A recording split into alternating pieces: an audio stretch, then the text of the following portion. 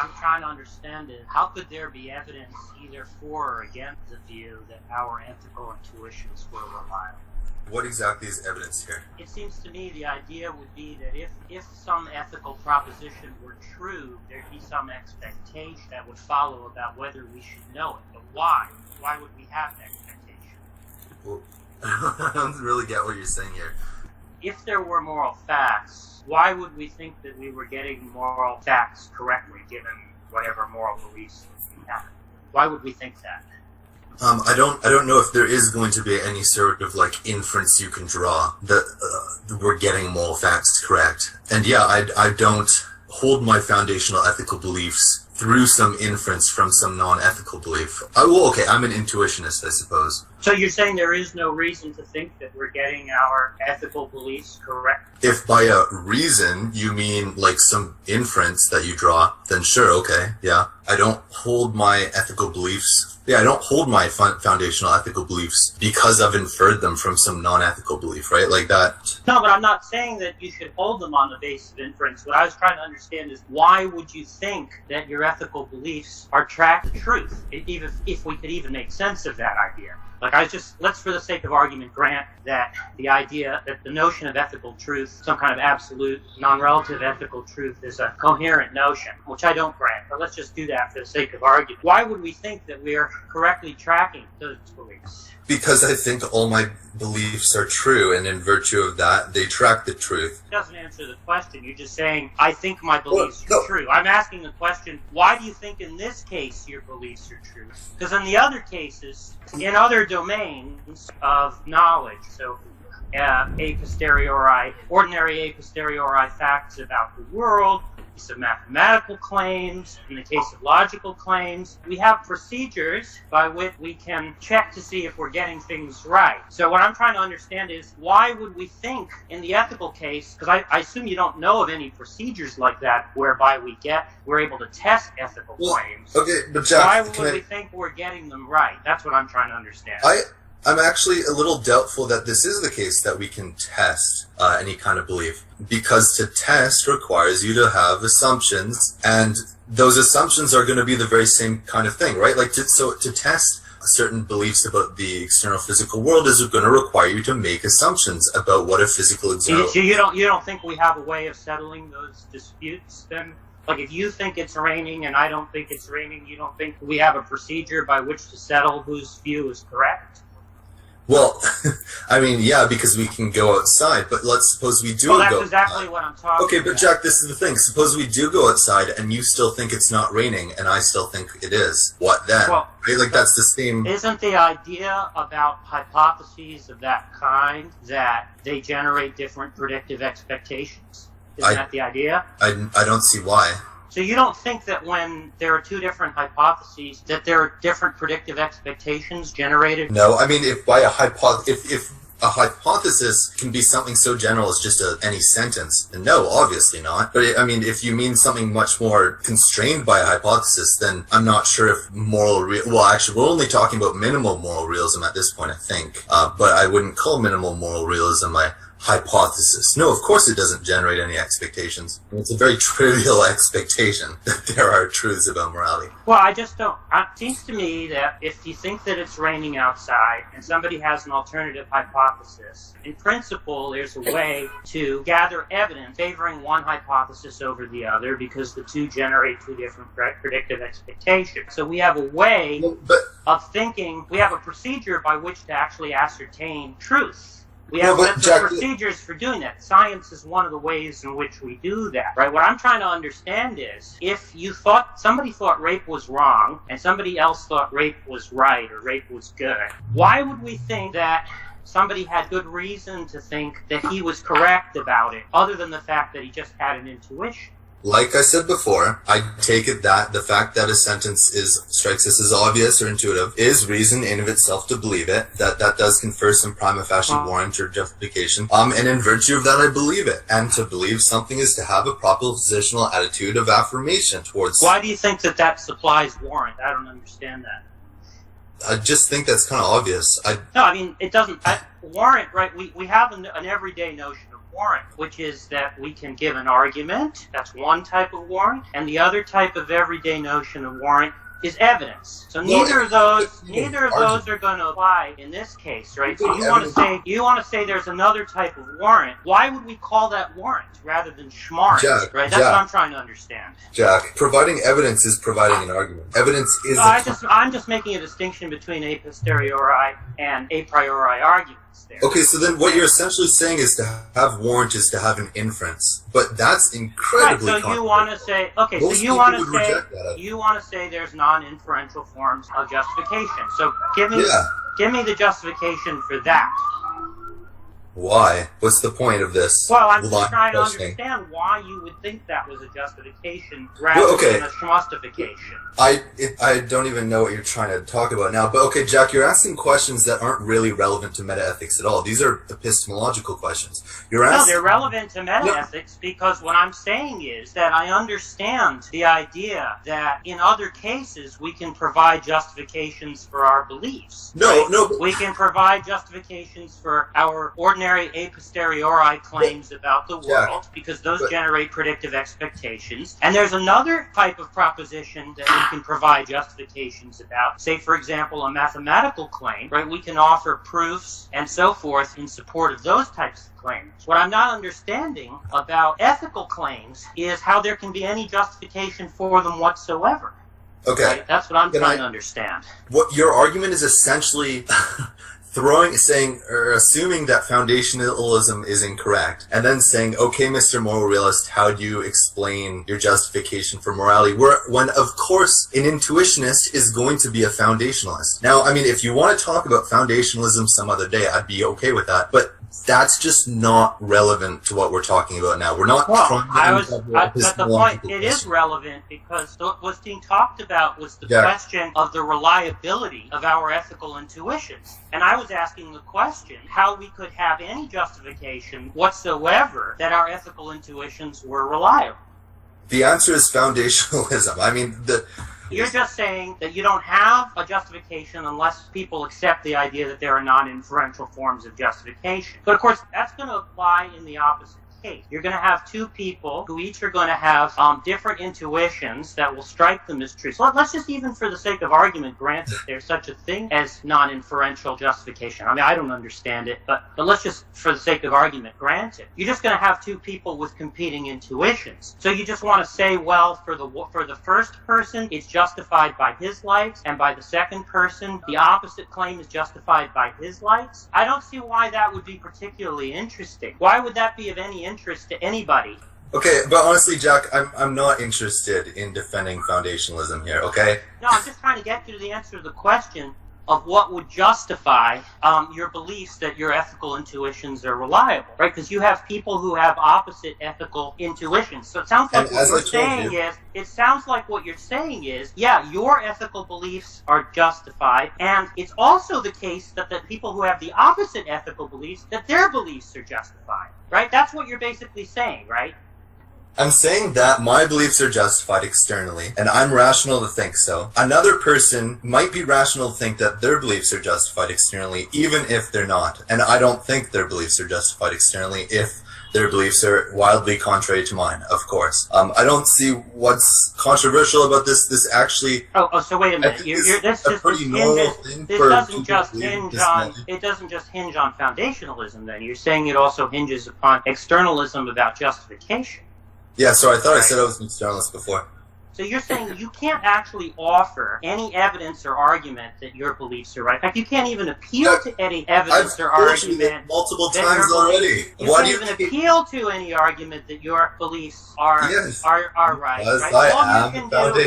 All you can do is say, well, if in fact there is a mechanism that reliably delivers truth in my case, right, which I have no way to test, right, which I have no way to offer any evidence for, then in that case, I would be justified, or maybe it would be more correct to say schmustified in my belief. That's basically what you're saying, right?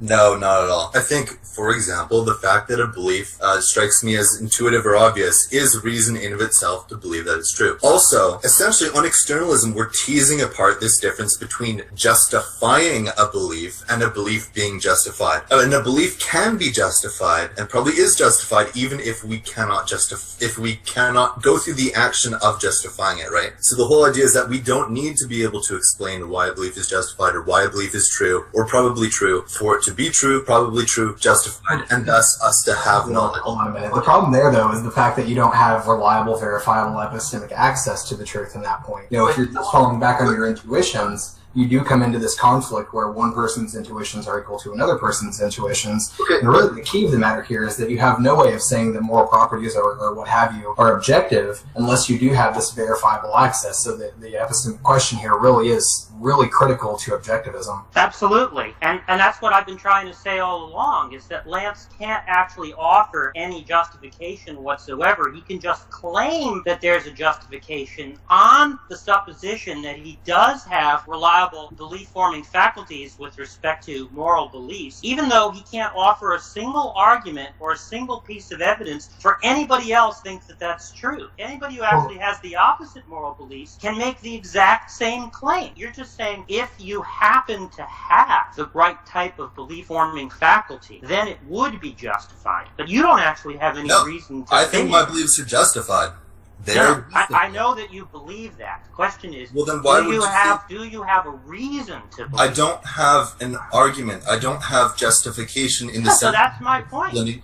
That's what I'm saying.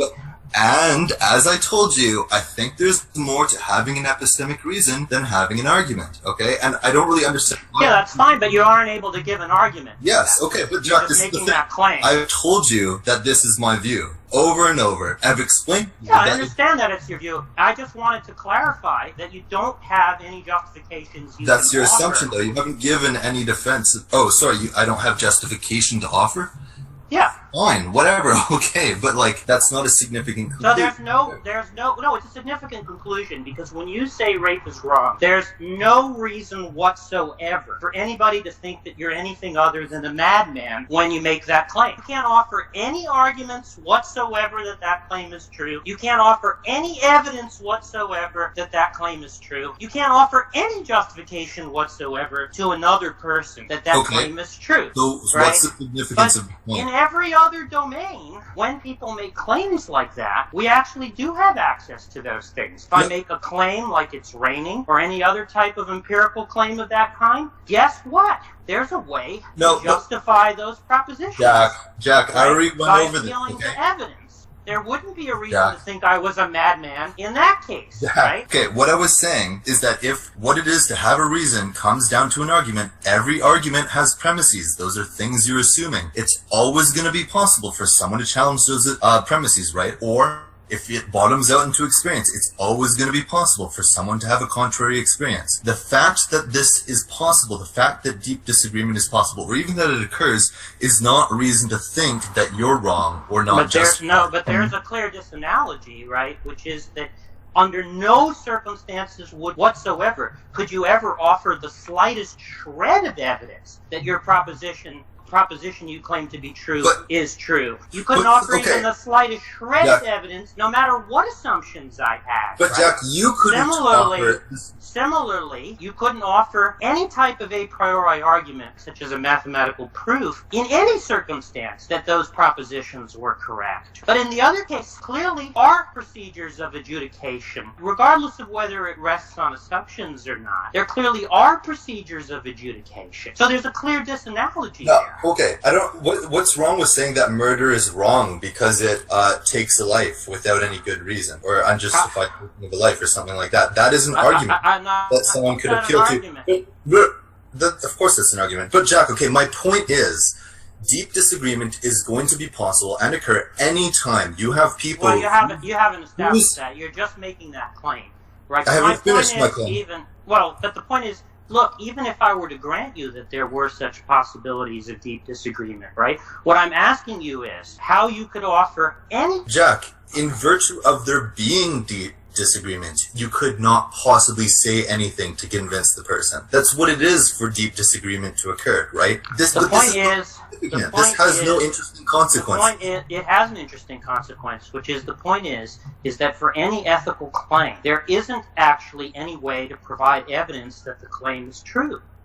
Well, I think if I'm not misunderstanding you, Jack, I think the point you're basically trying to drive home is that in order to get to a particular in order to get a moral proposition to have an evidential sort of impact, to have a predictive impact, you have to insert something else into the moral proposition other than the proposition itself. In other words, you can't just have rape is wrong. You have to say, so and so believes rape is wrong for particular reasons, and then at that point you can start to have a dialogue and a discourse and break down whether those. Well, no, I don't think saying rape is wrong for X reason or Y reason would change anything predictively. Right? The question is, you have a proposition, rape is wrong, and somebody else has a rival hypothesis that rape is right. I'm just asking the question, how from either of those propositions can you derive any predictive expectations whatsoever?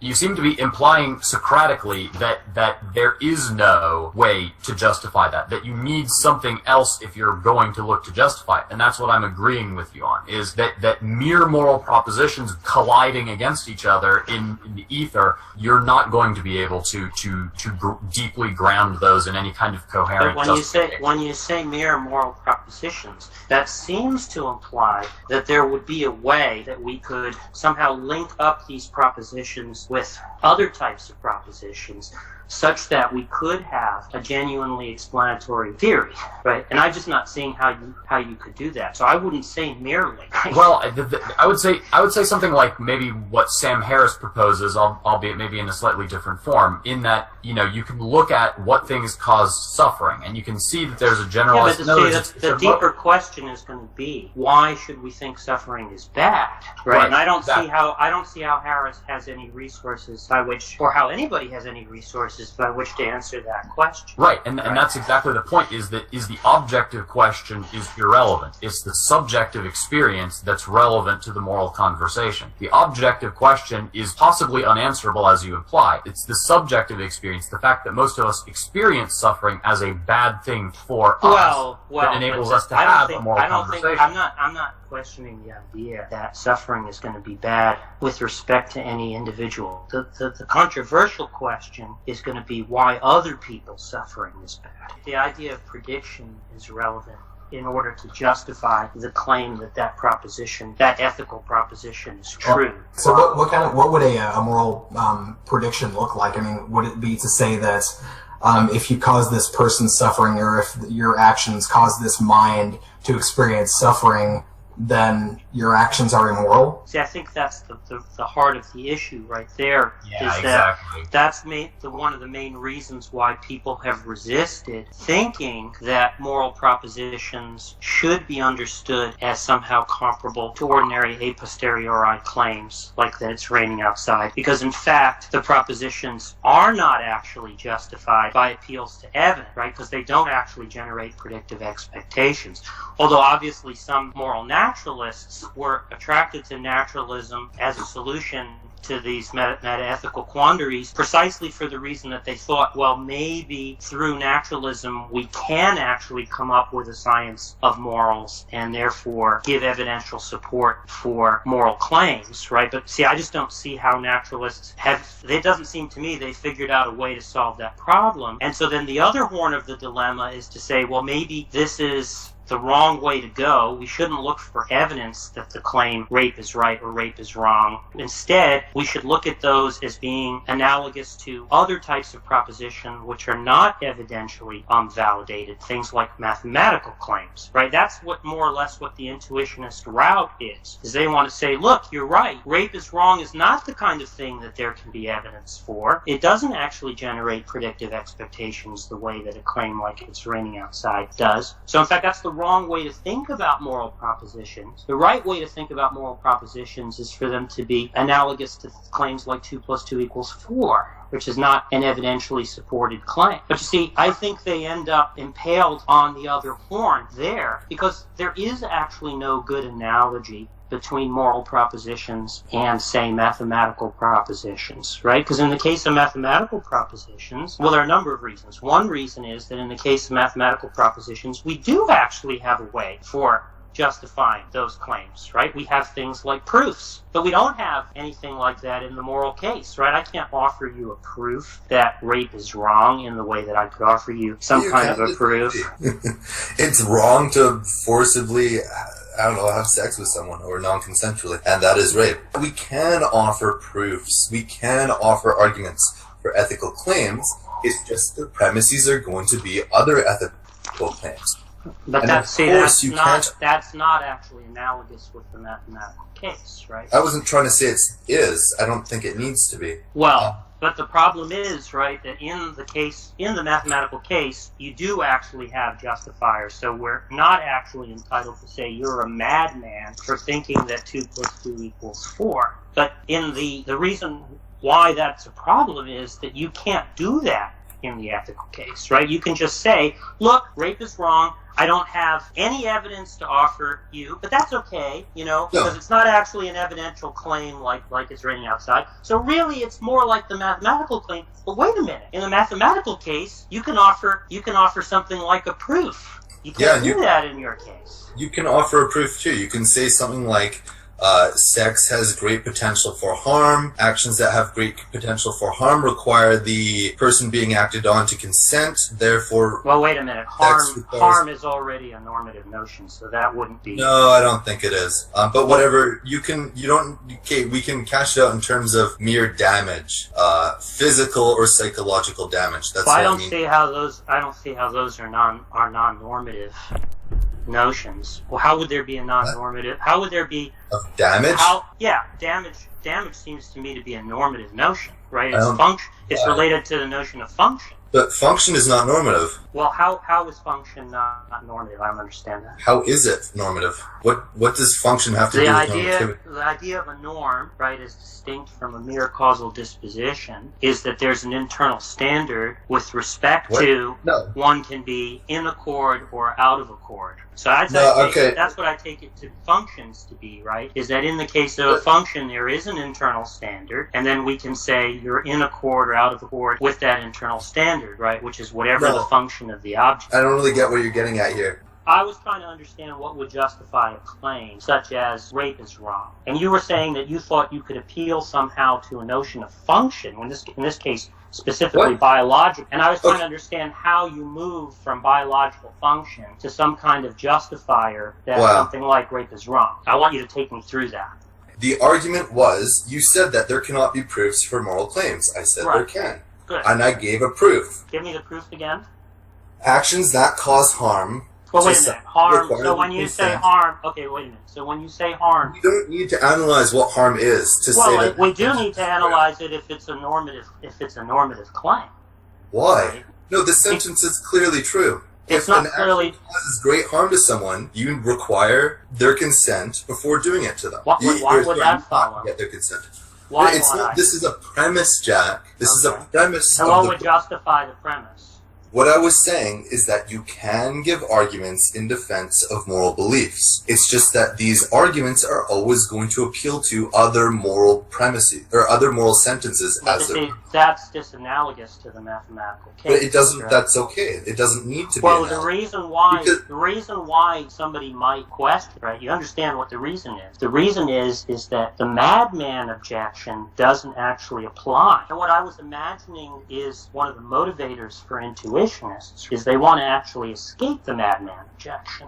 Intuitionists are just going to say that the madman objection is not an objection, that it's just kind of a silly argument. But why would it be a silly argument? We've been over this, Jack. That was like the past hour of us talking. I'm not seeing why it's a silly argument. Because you're making assumptions that no intuitionist is going to grant, Jack. No intuitionist is going to say, for example...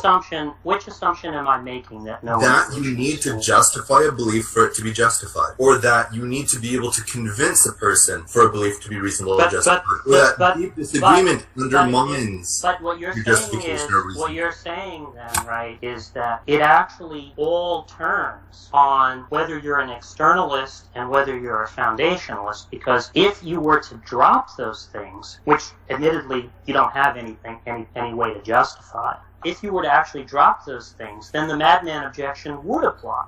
No, it wouldn't. Even if you're an if you're an then, internalist. Okay, so it doesn't. Okay, so it doesn't turn on internalism, and No. it doesn't turn on foundationalism. Okay, so take me through this. If I'm an internalist, how does it go? Well, no, Jack. Okay, there's nothing to take you through. You're making an assumption that no internalist would grant. Well, no, That- the internalist would say, look, if I don't actually have an argument and I don't actually have any evidence for my belief, then I can't actually say that the belief is justified because I don't actually have a justifier. Because the only types of justifications there are on internalism are going to be things like arguments and evidence. You're saying that it doesn't turn on internalism. I'm not seeing that. On internalism, you also have things like intuitions and observations, and arguments and evidence is no, that's not all of it. So let's start with the claim. Rape is wrong. I'm an internalist. How do I offer any justification whatsoever that claim is true? Intuition. Well, I don't see how intuition is going to help, right? Because is intuition, I take it it's not an evidential justifier. We agree it's not an evidential justifier, right? It's not an argument at all. Well, I don't understand. The point is that you're assuming that someone needs to be able to give an argument for their claim, for that claim to be reasonable or justified or known. And that's not something the intuitionist is going to grant. Yes, I understand. The intuitionist wants to claim that there are other forms of justification besides arguments and evidence. What I'm saying is that if you drop that, because it doesn't seem like you have any way of defending that. So if you drop that, right, it seems like the madman objection applies. Okay, but why would you drop that? Oh, because you don't actually have any good argument to show that we should call those justifications. As I just said, we justifications. don't need an argument to be rational or justified. No, you're just claiming that. What I'm asking you is, what is an argument to think that there are non-inferential forms of But Jack, justification? don't you get that you just assumed, you Rather- just premised what you said No. You don't on the understand. claim that you need to have an argument You don't or belief understand. to be justified or rational. We agree. We're on common ground that arguments and evidence are justifiers. Yes. Now, what you want to do is say, well, there's another type of justification. And what I'm asking you is, why would we call that justification rather than schmustification? What the fuck? Why would you call I'm it asking what? you, why would we call these other things, which you're calling justifiers, these non-inferential Because that's things? what they are. Why Because would they we call them reason to believe. justifiers rather than just schmustifiers? We have non-controversial ideas of what reasons are in the other cases. Arguments provide reasons, evidence Yes, provides and reasons. intuitions provide reasons, and Why observation provide reasons. Why is it that we should think those are reasons rather than mere schmeasms? That's what I'm trying to understand. Well, okay, so you're making up a word and you're saying why? Like I don't. This question doesn't. You're claiming I don't that like those. if you're we just claiming put that a those word are in there that doesn't mean anything and say why are we saying it's You're- not that? It's you're- literally a You're weird not, question. you're not understanding the dialect. We No, agree. you're not giving an argument, Jack. We agree. I think I might be able to really just simplify this a lot. All right. So basically, what I hear Jack to be saying is that we all agree that arguments and various, evidential forms of inference That's right. are uncontroversially ways to justify Yes. things that we can prove. Yes, exactly. Right? And so what Jack is saying is that you, as an intuitionist, and that doesn't look like any of the rest of us accept this particular notion, that as an intuitionist you believe there are other ways of justifying things. But how do you know that the thing that you're getting out of that intuition is a justification in the same way that an argument or an evidence would be a justification? How do we know that it's not a completely different notion that has nothing to do with justification? Why should we accept the claim that it does justify? Yes, Well, exactly. I mean, first of all, it doesn't seem like a completely different concept that we're talking Well, about. it does to me. Well, okay. I don't see how non-inferential justification is anything like justification.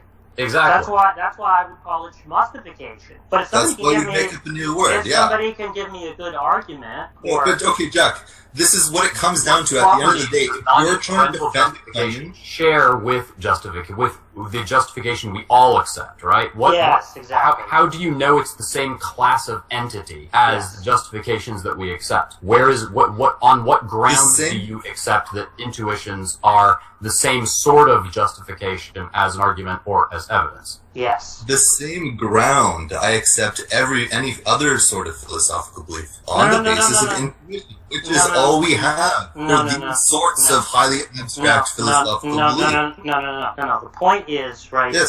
given a set of intuitions which two people share, then you can say, well, this is a justifier for belief X given this evidence or given this structure of argument, which is to say that there's an inference that justifies. I'm asking you, when you're not appealing to inferences, what entitles you to say that those things... What creates the field of justification? Yeah, those things which are not inferences should be treated as belonging to the same class of justifiers that inferences constitute.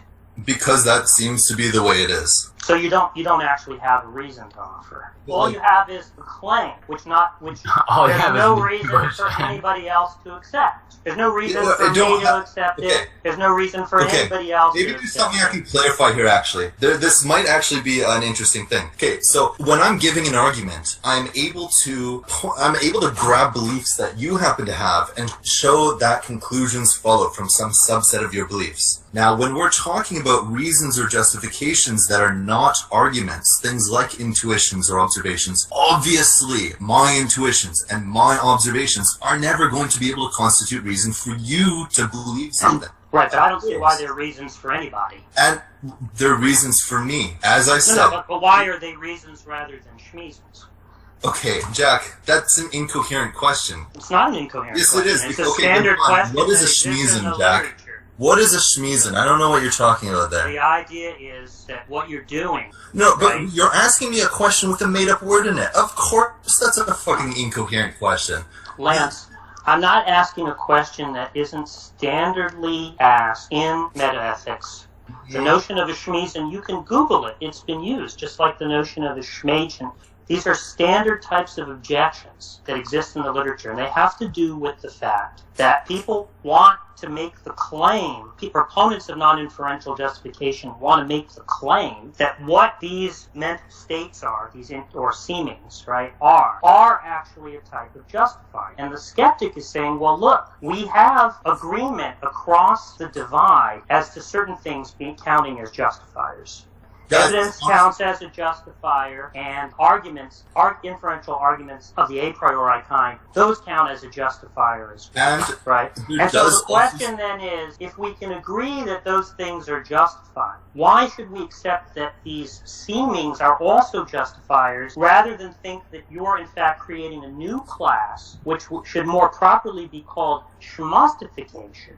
Yeah, okay, whatever. Rather than understand them to be justifiers. So I'm asking you, I accept arguments and evidence to be justifiers. I'm asking you, if you want to say seemings are also justifiers, why should I accept them as justifiers rather than see them merely as schmustifiers? Is there any reason for me to do so? First of all, if you want to say that, if you want to say that it's the tendency for people to see inferences and evidence is just another kind of an argument or an inference, it's an evidential argument, as the only kinds of justification and reason, then that's just not true. If you That's not what I said.